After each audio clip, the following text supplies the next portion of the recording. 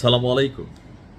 তবে খবরটা শুনে আমার একটু মন খারাপ হয়েছে। আমার কাছে ভাল লাগছিল গতকালকে যখন আমি নিউজটা করছি, তখন আমি যখন শুনলাম যে আপনার মানে এই ঘটনা ঘটেছে, দেন আমার মধ্যে একটা ভাইব আসছিল। কিন্তু পরবর্তী সময় একটু মনটা খারাপ হলো যে এই ঘটনা নাকি ইরান না, ঘটাইছে কি ইসরায়েল। তো তারপরে এখান থেকে একটা শিক্ষণীয় জিনিস কোনটা? শিক্ষণীয় জিনিস হচ্ছে ওইটা, আপনি চোখে যা দেখলেন আর বাস্তবতার মধ্যে ফারাক থাকতে পারে। আমরা সবাই কেউ কেউ ইরানকে ক্রেডিট দিতে শুরু করলাম, কেউ ইরান গালাগালি শুরু করলাম, কিন্তু দিন শেষে আসল ঘটনা কি বের হলো যে সিস্টেমেটিকলি এই অভিযান চালাই বসছে ইসরায়েল। সৌদির এখান থেকে শিক্ষণীয় যে যেই ইসরায়েলের সাথে গোপনে সম্পর্ক রাখার জন্য পুরো আরব বিশ্বের সাথে সৌদি বিশ্বাসঘাতকতা করেছে, সেই ইসরায়েলি সুযোগ বুঝা এদেরকে যে কি করবে। কারণ ইসরায়েল গেল বছর একটা মানচিত্র প্রকাশ করেছিল যে গ্রেটার ইসরায়েল।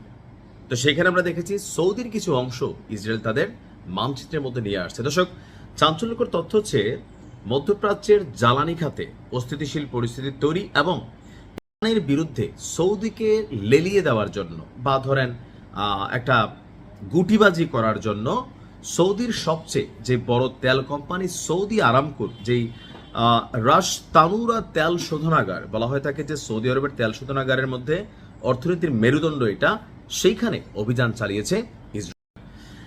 এখন প্রাথমিকভাবে আমরা এখানে ইরানের ড্রোনের হামলার খবর শুনলেও ইরানের একটি সামরিক শীর্ষ কর্মকর্তার বরাত দিয়ে এবং কি বেশ কিছু গোয়েন্দা সংস্থার তথ্য বলছে যে আপনার এই ঘটনা আসলে ঘটেছে।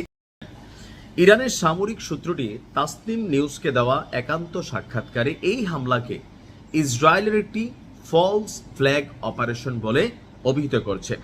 ফলস ফ্ল্যাগ অর্থাৎ হচ্ছে ভুয়া পতাকার নিচে চালানো এই অপারেশনের লক্ষ্য হচ্ছে কি, যে দুইটা মানুষের মধ্যে, দুইটা দেশের মধ্যে সম্পর্ক নষ্ট করার জন্য একটা নীরব গুটিবাজি।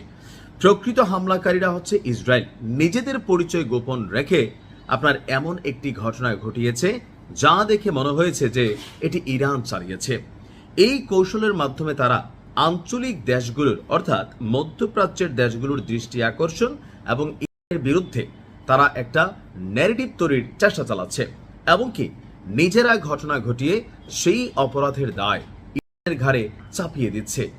তো সূত্রটি আরো স্পষ্টভাবে বলছে যে ইরান এর আগেও একাধিকবার ঘোষণা দিয়েছে যে তারা এই অঞ্চলে অবস্থিত মার্কিন এবং ইসরায়েলি সম্পদ এবং স্থাপনাগুলোকে লক্ষ্যবস্তু করবে এবং এখন পর্যন্ত মধ্যপ্রাচ্যের অনেকগুলো দেশে তারা এই লক্ষ্য স্থাপনা হামলা তারা চালাই গেছে। এই বক্তব্যের মাধ্যমে ইরানের পরোক্ষভাবে নিজেদের অবস্থান তারা তুলে ধরেছে।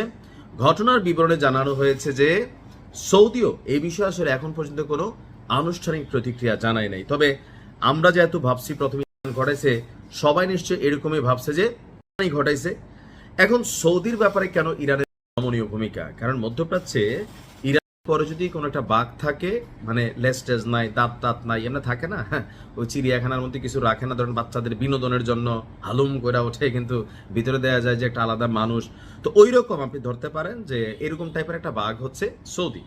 তো আছে আর কি, মানে দূর থেকে মনে হয় বাঘ, ভিতরে আসলে কিচ্ছু নাই। বাট অর্থনীতি বলেন, তাদের এখানে কর্মসংস্থানের জায়গা বলেন, আন্তর্জাতিক বিশ্বে সৌদির সার্বিক দিক মিলিয়ে যে অবস্থান বলেন, সেদিক থেকে একটা বড় বাধা কিন্তু সৌদি। তা আমার মনে হয় পর্যন্ত অনেকগুলো দেশে হামলা চালালেও সৌদিতে হাত দিবে, আমার কাছে একটু কেমন লাগছিল। বাট আমি খুশি হয়েছিলাম, দিলে খুশি হইতাম। মক্কা মদিনা ছাড়া যা আছে, হ্যাঁ, তামা কইরা ফেলা উচিত, বোঝাই দেওয়া উচিত যুবরাজ সালমান রে। তো যাই হোক, গুটিবাজ হচ্ছে ইসরায়েল, বুঝতেই পারছেন। ভালো থাকুন, আসসালামু আলাইকুম।